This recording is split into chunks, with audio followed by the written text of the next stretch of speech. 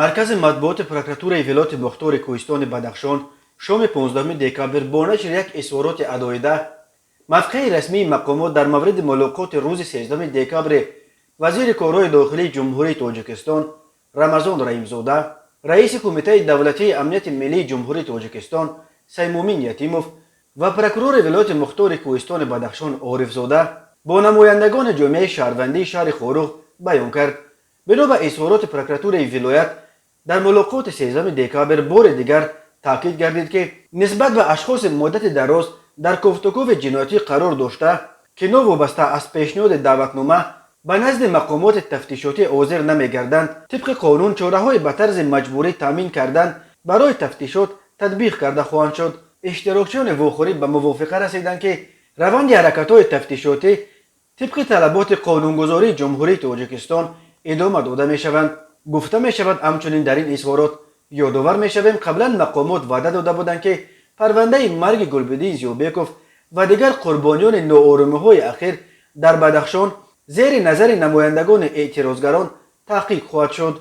و نتیجه تفتیشات به سهم جامعه رسانیده خواهد شد. بنا به اطلاع رسمی در هفته واخوری حسابات مفصل پروکراتورای ولایت درباره پیشبرد حرکت‌های تفتیشاتی وابسته به عمل‌های جنایتی و غیر قانونی صادر شده در جریان حادثه‌های 25 و 28 نوامبر سال جاری، تشخیصات انجام یافته سعودی، همکاری‌های بین اعضای گروه تفتیشاتی و نمایندگان جامعه شهروندی شنیده شده. سپس رمضان رحیمزاده و سیمومین یتیموف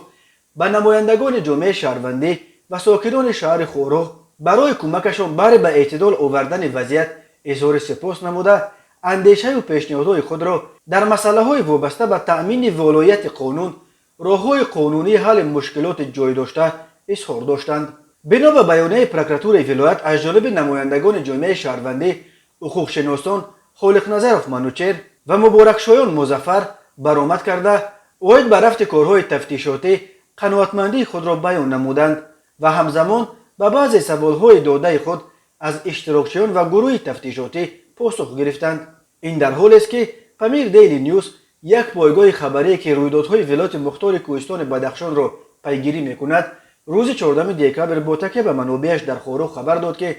مذاکرات نمایندگان تظاهرگران با مقامات قدرتی عملاً دچار بنبست شده است. بنا به اطلاع منبع نشریه روز 13 دکامبر ملاقات نمایندگان کمیسیون مشترک تحقیق مرگ گلبدین زیوبکوف با رئیس کمیته دولتی امنیت ملی تاجیکستان سیمومین یتیموف دایر شده است، ولی در این ملاقات طرفها به توافق رسیدن نتوانستند. در نتیجه بنا به معلومات منابع پامیر دیلی نیوز، روز 14 دکامبر نمایندگان جامعه شهروندی که در کمیسیون مشترک تحقیق مرگ گلبدین زیوبکوف کار میکنند رسما از همکاری با وزارت کارهای داخله و کمیته دولتی امنیت ملی تاجیکستان دست کشیدند. آنها گفتند که از این به بعد فقط با پروکراتور کار میکنند. گروه 44 یا کمیسیون 44 در پایان ماه نوامبر از جانب اعتراضگران خاروغ برای مذاکرات با مقامات تشکیل شده بود. اعتراضهایی که در خاروغ 25 نوامبر سر شده، 3 کشته و 16 زخمی از طرف ساکنان ولایت مختار کوهستان بدخشان و 12 زخمی از بین کارمندان مقامات قدرتی باقی گذاشت. روز 28 نوامبر در پی چند طلب اعتراضگران را قبول کردن مقامات به انجام رسید. مقامات از جمله راضی شدند که قضیه مرگ زیوبکوف را همراه با نمایندگان جامعه شهروندی تحقیق کرده یگان نفر را برای اشتراک در اعتراضها به جوابگری نکشند و علاقه موبیلی و اینترنت را در خاروغ و اطراف آن برقرار کنند. اما با گذشت بیش از 2 هفته تا حال هیچ کدام از این وعده ها اجرا نشده است.